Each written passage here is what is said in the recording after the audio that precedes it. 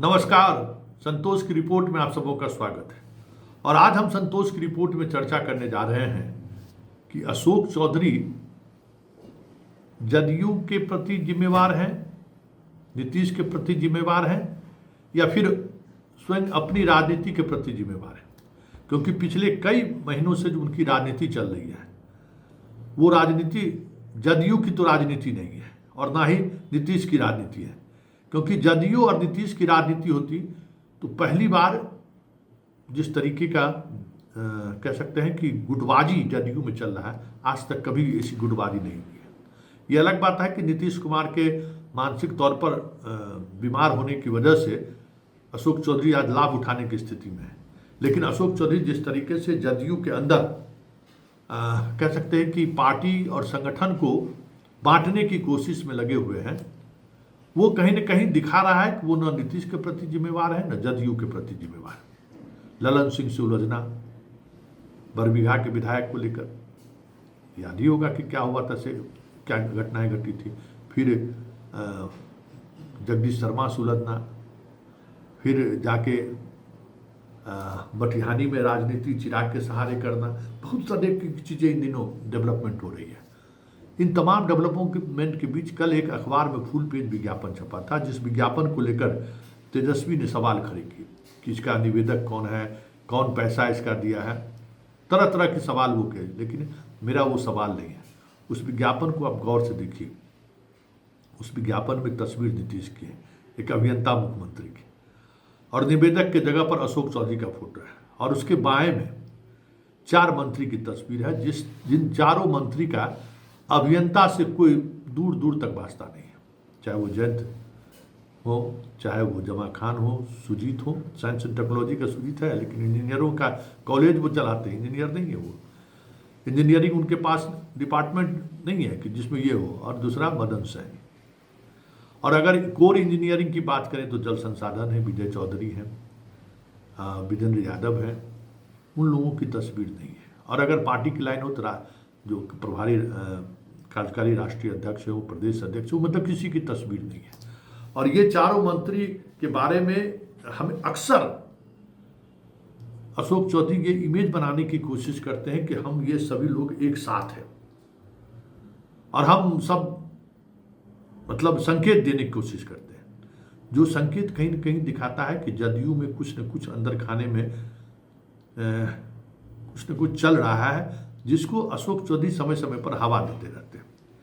और ये भी बात तय है कि जिस तरीके से खबरें आ रही हैं, भले वो नीतीश उस मानसिक दौर स्थिति में ना हो, लेकिन राजनीति अशोक चौधरी के हिसाब से नहीं चल रहा है। पहली बात, विभाग बदला, भले उस विभाग में ग्रामीण कार्य विभाग में बड़ी राशि हो, बड़े पैसे का लेन देन हो, लेकिन विभाग में वो चमक नहीं है जो वो चमक भवन निर्माण विभाग में था। तो वो उसका एक इम्पैक्ट पड़ा ही है। फिर ग्रामीण कार्य विभाग में जिनको सेक्रेटरी नीतीश कुमार ने बनाया है, वो समझ सकते हैं कि नीतीश कुमार की इच्छा के विपरीत कुछ भी नहीं करने को तैयार होते हैं। और इस वजह से वहाँ भी अशोक चौधरी बहुत सहज नहीं है। बार बार ये कोशिश करते हैं कि हम नीतीश के बहुत करीब हैं, नीतीश को अपने आवास पर ले जाना। अब कल ही की बात करिए, कल शाम में नीतीश जदयू कार्यालय गए। नीतीश के जो IPRD है उसके तरफ से कोई भी तस्वीर जारी नहीं किया गया, लेकिन हिंदुस्तान अखबार में एक तस्वीर छपी है खबर के साथ। जरा देखिए उस तस्वीर को। उस तस्वीर में ऐसा लग रहा है जैसे नीतीश अशोक चौधरी से ही बात कर रहे हैं, और संजय झा साइड है। पार्टी के सर्वे सर्वा यही है। ये जो मानसिकता है ना, ये मानसिकता कहीं न कहीं दिखा रहा है कि कुछ न कुछ अंदर चीजें चल रही है, और अशोक चौधरी किसी न किसी के इशारे पर ये सारी बातें या इस तरीके की राजनीति कर रहे हैं। कौन है उस राजनीति के पीछे, कौन है अशोक चौधरी के पीछे खड़ा, या अशोक चौधरी का मंशा क्या है जदयू के अंदर। किस नंबर 2 की लड़ाई में तो वो नहीं शामिल होना चाहते कि नंबर नीतीश के बाद में, या फिर चिराग, प्रशांत और अशोक कोई ट्रायंगुलर तो नहीं बन रहा है। चलिए, इन तमाम मुद्दों पर बात करने के लिए हम चलते हैं इंडियन एक्सप्रेस के पॉलिटिकल विंग को जो देखने वाले पत्रकार हैं, उसमें बिहार और यूपी विशेष तौर पर उन्हें जिम्मेदारी दी गई है ठीक उन्हीं से हम बात करते हैं। इन खबरों पर लगातार वो नज़र बनाए हुए हैं, क्योंकि उनको लखनऊ और बिहार विशेष तौर पर इस तरीके की खबरें पर, क्योंकि दोनों प्रदेश आसपास है और दोनों का राजनीतिक मिजाज भी एक है। तो चलते हैं सीधे हम लखनऊ, और लखनऊ में इस इशू पर हम अपने वरिष्ठ सहयोगी से बात करते हैं कि आखिर इस तस्वीर अशोक चौधरी का हिंदुस्तान में इस तरीके का खबर छपना, इसके पीछे की राजनीति क्या हो सकती है। विज्ञापन को लेकर एक वो दौर था जब नरेंद्र मोदी पटना आए थे और उनका फुल पेज विज्ञापन छपा था, और उस वो विज्ञापन बिहार की राजनीति को इतना प्रभावित किया कि नरेंद्र मोदी के मतलब बीजेपी को लेकर जो भोज का आयोजन था, नीतीश कुमार ने उस भोज को रद्द कर दिया। बड़ा बबैला मचा था, और दूसरी बार फिर एक फुल पेज विज्ञापन को लेकर सियासत गरमाई हुई है। उस पूरे पेज के विज्ञापन का क्या मतलब है और क्या संकेत अशोक चौधरी देना चाहते हैं। हम सीधे लखनऊ चलेंगे मयंक जी के पास, जो बिहार की राजनीति को करीब से देख भी रहे हैं, समझ भी रहे हैं, जो कुछ भी घटित हो रहा है उन चीजों को भी वो महसूस कर रहे हैं। सीधे हम चलते हैं मयंक के पास। मयंक जी, स्वागत है आपका। ये जो पोस्टर जारी किया गया है अशोक चौधरी के द्वारा, आज हालांकि तेजस्वी ने कहा है कि भाई इसमें निवेदक का नाम है, वो दूसरा इश्यूज को उठाया है, लेकिन मेरा सवाल सीधे तौर पे है कि जिस तरीके से वो मंत्रियों का फोटो तस्वीर दिया है, जबकि विजय चौधरी सिंचाई विभाग के मंत्री हैं, विजेंद्र यादव ऊर्जा विभाग के मंत्री हैं, इन सब मंत्री होने के बाद भी जहाँ इंजीनियर्स की काफी संख्या है उसकी चर्चा तक नहीं है, और ऐसे मंत्रियों के की तस्वीर है जिसके बारे में ऐसे भी कहा जाता है कि ये अशोक चौधरी के चंडाल चौकड़ी का ग्रुप है। इस ग्रुप के सहारे क्या संकेत देना चाह रहे हैं अशोक चौधरी? संतोष जी, मुझे लगता है कि ये जो आज जो विज्ञापन आया है, ये बिहार की राजनीति में इसका बहुत दूरगामी असर होगा। न सिर्फ इसका असर अभी के लिए होगा, बल्कि जनता दल यूनाइटेड की जो आगे की राजनीति है उसमें भी होगा। उसका कारण क्या है कि हमें तमाम घटनाक्रम को एक साथ देखना पड़ेगा। आप याद करिए कि अशोक चौधरी की ललन सिंह से कुछ महीने पहले सुदर्शन, जो बड़बीघा के विधायक हैं और राजो सिंह के परिवार से आते हैं, उनको लेके एक बहस हुई थी। याद आप करिए। हाँ, एकदम याद है। उसके बाद अभी हाल में जब अशोक चौधरी जहानाबाद गए और जहानाबाद में उन्होंने जगदीश शर्मा को लेके इनडायरेक्ट वे में एक स्टेटमेंट दिया। उसके बाद किस तरीके से एक खास समाज के लोग, कहा गया है खास समाज पे वो बयान था, उसको लेकर के एक जनता दल यूनाइटेड के में जो खास समाज के लोग हैं, उन्होंने किस तरीके से अशोक चौधरी को टारगेट किया और अशोक चौधरी पे तमाम आरोप लगाए गए। पार्टी के अंदर, पार्टी के प्रवक्ताओं ने लगाए, विधायकों ने लगाए। अब ये जो विज्ञापन है, ये उसी का मुझे लगता है कि जारी है, वो जो कोल्ड वार है पार्टी के अंदर, उसकी ये एक फिर उसको आग में घी डालने की बात है। उसका कारण ये है कि पहला जनता दल यूनाइटेड की तरफ से ये नहीं जारी किया गया। जनता दल यूनाइटेड की तरफ से ये नहीं जारी किया गया था। दूसरी बात, नीतीश कुमार का फोटो था, पार्टी का सिंबल था, और 5 मंत्रियों की फोटो थी जिसमें अशोक चौधरी की बड़ी फोटो थी।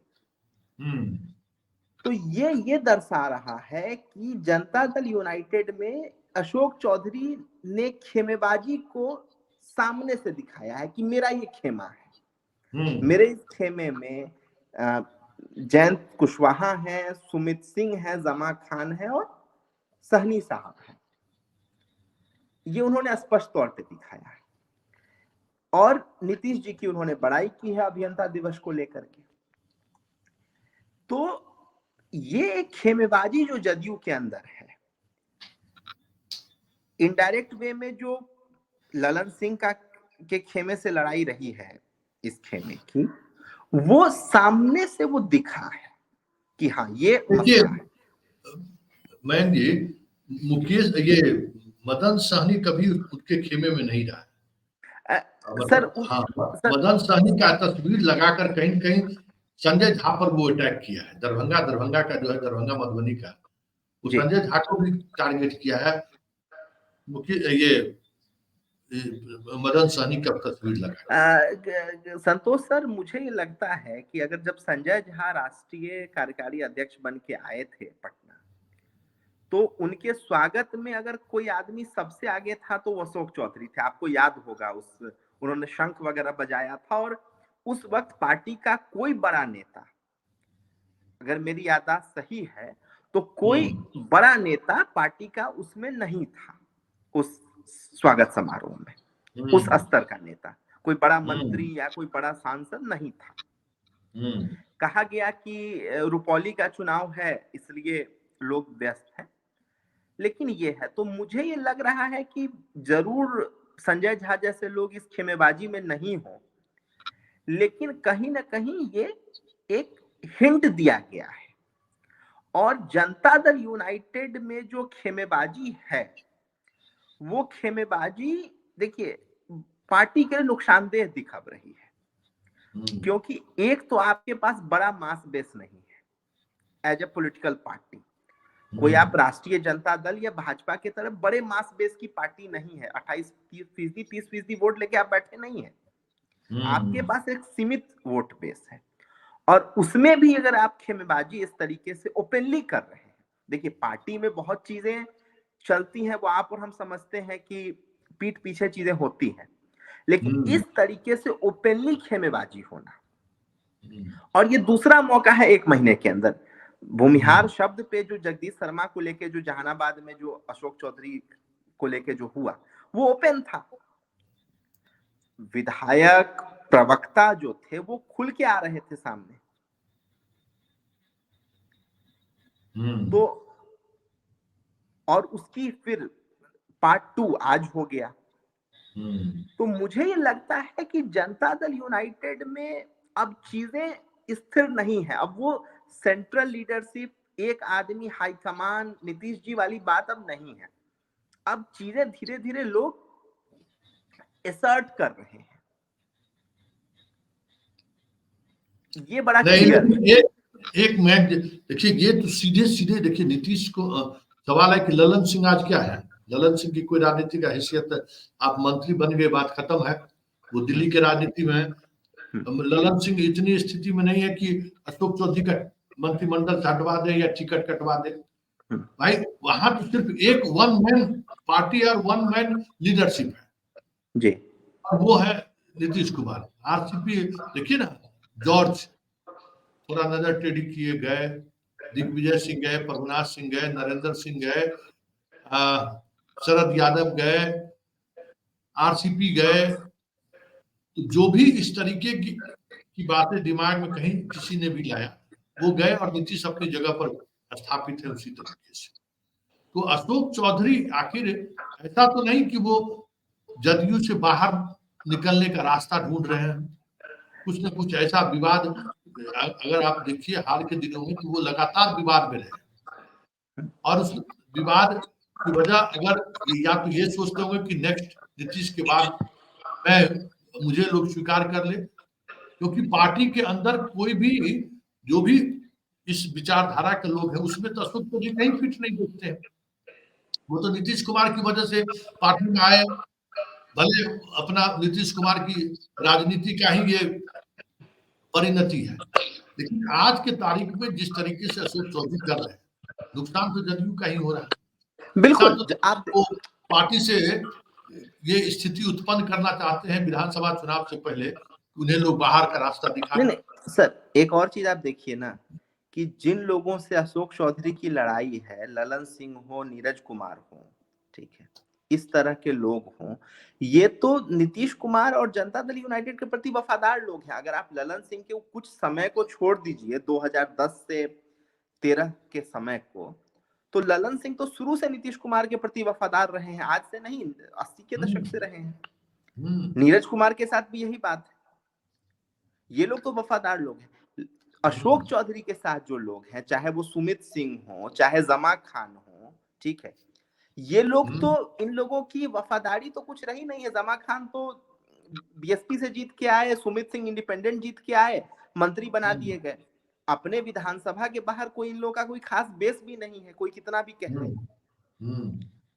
हाँ, अशोक चौधरी जरूर, जो उन्होंने चिराग पासवान के साथ मिलकर के जो वो एक खेल सकते हैं खेल, क्या होगा परिणति मुझे नहीं पता, लेकिन क्योंकि वो पासी समाज से आते हैं, सवर्ण में भी वो ठीक ठाक अपना बनाना चाहते हैं। कितना बना है मैं नहीं मानता, क्योंकि आपके 10-20 ठेकेदार हो सकते हैं, 100-500 लोगों को आपने हेल्प कर दिया, वो अलग चीज है, लेकिन जमीन बन गई होगी मैं नहीं मानता अशोक चौधरी की बहुत ज्यादा। तो चिराग पासवान के साथ क्योंकि उनका एक अपनापन है, टिकट भी उनकी बेटी को चिराग पासवान ने दिया, तो हो सकता है वो लोग एक थर्ड फ्रंट की तरफ कहीं सोचे आगे चल के, कि दलित पॉलिटिक्स को लेकर के, क्योंकि चिराग पासवानों के नेता है, वो भी चाहते होंगे अपना एक्सपैंड करना अपनी पॉलिटिक्स को, पासवान और बाकी दलितों को जोड़ना, उसमें अशोक चौधरी उनके लिए एक बड़ा एसेट हो सकते हैं। लेकिन मुझे नहीं लगता है कि इस स्टेप लेकर के अशोक चौधरी ने जनता दल यूनाइटेड में जो ढकी छुपी बात थी उसको सतह पे ले आया है। और पार्टी, जो हम कह रहे थे कि नीतीश कुमार पार्टी को थाम के रखे, अब मुझे लगता है कि इस पे कोई ना कोई कार्रवाई पार्टी की तरफ से आगे चल के होगी, क्योंकि अगर नहीं होगी तो पार्टी के लिए ये खतरनाक हो सकता है।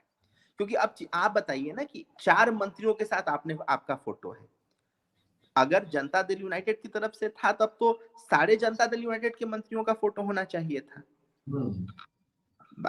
बाकी भी तो मंत्री हैं जनता दल यूनाइटेड के, तो पार्टी की तरफ से तो था नहीं, ना पार्टी के राष्ट्रीय कार्यकारी अध्यक्ष का फोटो था, ना किसी और नेता का फोटो था। तो ये तो खेमेबाजी बिल्कुल ही अशोक चौधरी ने एक तरीके से दिखाई है, खेमेबाजी करके। और मुझे नहीं लगता कि अशोक चौधरी इस हालत में है कि वो नीतीश कुमार को चैलेंज कर सके किसी वे में। हाँ, नीतीश कुमार के गिरते स्वास्थ्य को लेकर जो तमाम चीजें कही जा रही हैं, बोली जा रही हैं, उसका फायदा लोग ले रहे हैं, वो सबको पता है, जो प्रशांत किशोर कहते रहे हैं और लोग कहते रहे हैं, ठीक है। लेकिन मुझे नहीं लगता कि, हाँ, ललन सिंह की वफादारी या और लोगों की वफादारी पे शक कम है लोगों को। हाँ, संजय झा हो, चाहे विजय चौधरी हो, विजेंद्र यादव हो, ललन सिंह हो, मतलब जदयू के तमाम विधायक भी, तो हमें लगता है कि अशोक चौधरी अगर चाह भी ले तो उनके साथ जाने वाले विधायकों की संख्या 1-2 भी नहीं संभव। सर, ये जो 4 लोग हैं, इसमें से 2 तो, एक इंडिपेंडेंट थे, एक बीएसपी से जीत के आए थे बेसिकली, ठीक है। तो इससे ज्यादा कुछ नहीं होगा, उनकी क्षमता नहीं है कि वो को तोड़ ले। जब कांग्रेस में ही थे तो कितने लोगों को तोड़ पाए, कांग्रेस के प्रदेश अध्यक्ष थे। बात कही गई कि 12 विधायकों का सपोर्ट है, 13 विधायकों का सपोर्ट है, कितने लोग उनके साथ आए? एक भी नहीं आए, एक भी नहीं आए, ठीक है, एक भी नहीं आए भाई, 1-2 विधान परिषद के साथ चले आए। नहीं, ठीक है, देखिए विधान परिषद में तो सब लोग ये आए कि ठीक है, पावर शेयरिंग में हिस्सेदारी मिल जाएगी, विपक्ष के विधान पार्षद रहेंगे, उससे अच्छा है कि सत्ता पक्ष के विधान पार्षद रहे, वो अलग चीज है। लेकिन कहाँ लोग आए? तो मुझे लगता है कि अशोक चौधरी भी खुद को ज्यादा आंक रहे हैं, और कहीं ना कहीं जनता दल यूनाइटेड में जो शीत युद्ध है उसकी तरफ ये पूरा मामला इशारा कर रहा है, और ये बड़ा घटनाक्रम है। एनडीए के हिसाब से, जनता दल यूनाइटेड के हिसाब से ये काफी बड़ा घटनाक्रम है, मेरा ये मानना है। क्या होगा? मुझे लगता है अगर इन चीजों को नहीं रोका गया तो विधानसभा चुनाव में जनता दल यूनाइटेड को बड़ा नुकसान होगा। क्योंकि अगर आप 2 धड़े की राजनीति करेंगे, मान लीजिए आप 2 धड़े, आप सुदर्शन का टिकट कटवाना चाहेंगे, क्या उसने कोई पार्टी विरोधी गतिविधि की है?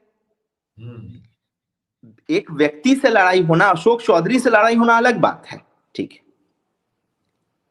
क्या उसने नीतीश कुमार के खिलाफ कोई बगावत की थी? ऐसा तो उसने नहीं किया है।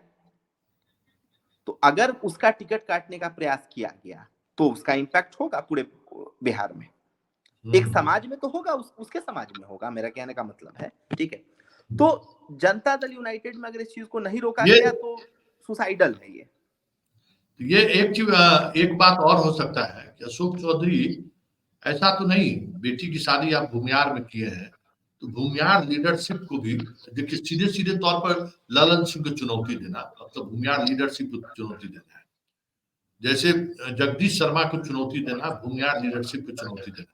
देखिए अनंत जो अशोक चौधरी की जो रणनीति है, जैसे भूमिहारों में अनंत सिंह को ये अपने करीब ले आए हैं, अनंत सिंह के बाहर निकालने में कह रहे हैं कि अशोक चौधरी की बड़ी भूमिका है, और इस पूरे भूमिहार प्रकरण में अनंत सिंह ही एक समय बाद उनके साथ खड़े दिखे। तो ये भूमिहार के अंदर एक नई तरीके का, चाहे बरबीघा में हो चाहे मटिहानी में, आप देखिए ना मटिहानी में जिस तरीके से चिराग जाके उम्मीदवारों को घोषणा कर दिया है।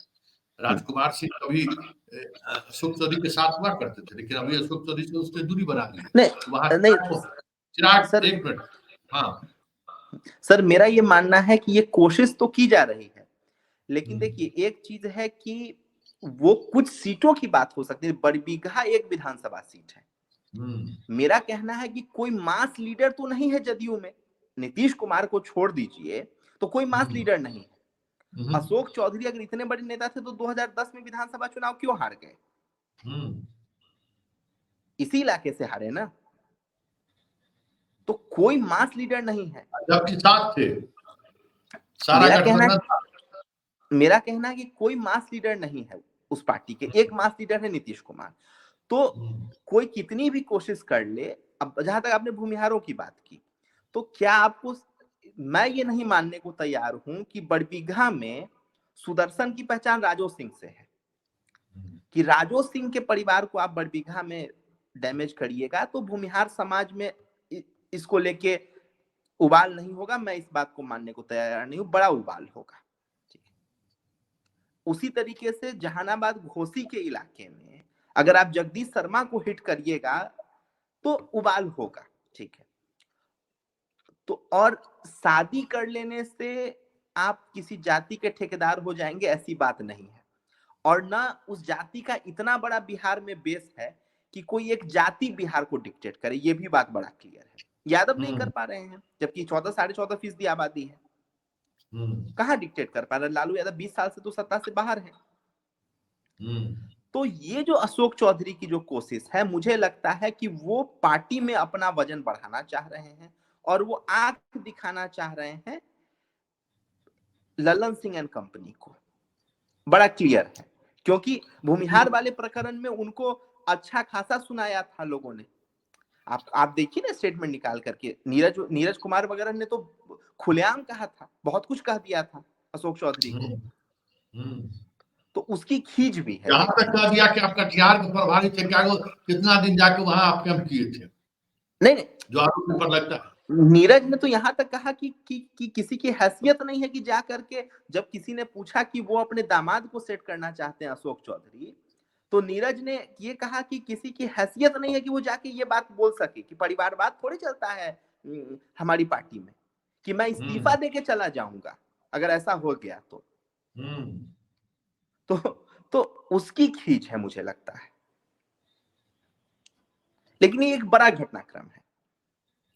इससे मतलब मैं अशोक चौधरी जो मैसेज देना चाहते हैं, ये एक बात और भी लगता है, अशोक चौधरी ये पोजीशन लेना चाहते हैं, पोजिशनिंग लेना चाहते हैं कि हम बड़े नेता हैं, हम अपने साथ, देख होता है ना कि एक अलग तरीके की का गेस्चर देना, कि बीजेपी में भी अगर जाने की जरूरत पड़ा तो लोगों को लगेगा अरे इतने विधायक इनके साथ हैं, इस तरीके की चीजें वो दिखाने की कोशिश तो नहीं कर रहे। मैं बिल्कुल वो पोस्चरिंग है कि 4 मंत्रियों के साथ अपना फोटो लगा दिया, ये उनकी पोस्चरिंग है कि वो ये साबित करना चाहते हैं कि जदयू में एक बड़ा पोल वो है, एक ध्रुव वो है, जबकि सच्चाई ये है जदयू में एक ही ध्रुव है। ये काम तो और कई लोग कर सकते हैं, ललन सिंह भी 4 विधायकों के साथ अपनी फोटो लगा सकते हैं, 2 मंत्रियों के साथ फोटो लगवा सकते हैं, लेकिन क्या उससे वो बड़े मास लीडर हो जाएंगे? बिल्कुल नहीं। वो उनकी पहचान तो नीतीश कुमार से है। तो ये सच्चाई है। तो क्या आपको लगता है कि आरसीपी की तरह इनके बाहर निकलने का वक्त आ गया है? हाँ, देखिए निकलने का वक्त आया। नीतीश कुमार का स्वास्थ्य किस हालत में है ये हमें नहीं पता, लेकिन अगर स्वस्थ नीतीश कुमार होते तो जरूर इस पे एक्शन लेते, क्योंकि ये तो एक पैरेलल पावर सेंटर दिखाने की कोशिश हो गई ना पार्टी के अंदर।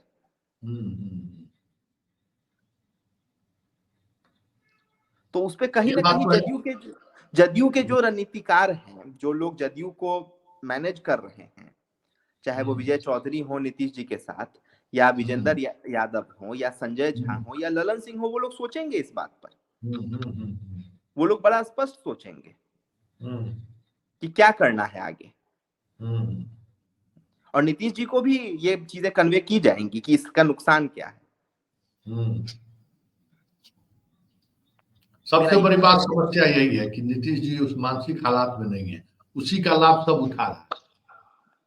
चाहे वो मुख्यमंत्री आवास में तैनात अधिकारी हो, चाहे पार्टी में अशोक चौधरी जैसे नेता हो। तो हमें लगता है कि नीतीश कुमार के मानसिक स्थिति की वजह से ही ये लोग लाभ उठा रहे हैं। अब ये मुश्किल है चीजों को समझना, लेकिन कहीं न कहीं इस वजह से कुछ न कुछ खेला हो रहा है जो। बिल्कुल बिल्कुल क्या होगा? जदयू, ये अगर चीजें बढ़ेंगी तो जदयू दो फार होने की हालत हो सकती है जदयू की। अगर ये चीजें बढ़ गई तो इसे रोका नहीं, जनता दल यूनाइटेड ने नहीं रोका, तो ये चीजें दो फार हो जाएंगी, ये स्पष्ट है। क्योंकि ये पहली घटना नहीं है, आप देखिए ना, ये तीसरी घटना है जो ललन सिंह और अशोक चौधरी का विवाद ही इसको मैं कहूंगा, ये पार्ट 3 है। पहली बार सुदर्शन को लेके हुआ जो मीडिया में आया, उसके बाद अब भूमिहार शब्द को लेके जहानाबाद वाला हुआ, और अब ये तीसरी घटना है। तो इसको अगर रोका नहीं गया तो चीजें बेपटरी होंगी पार्टी के अंदर। मतलब जदयू के अंदर जो स्थिति है, मतलब बहुत ज्यादा अशोक चौधरी का कोई प्रभाव तो जदयू में है नहीं। जब आरसीपी जो टिकट बांट रहा, जिन्होंने इनके टिकट पर कई लोग चुनाव जीत कर आए, पार्टी का नेक्स्ट नीतीश के बाद वो सर्वे सर्वा थे, तब तो वो कुछ नहीं कर पाए और उनको जाना पड़ा बाहर।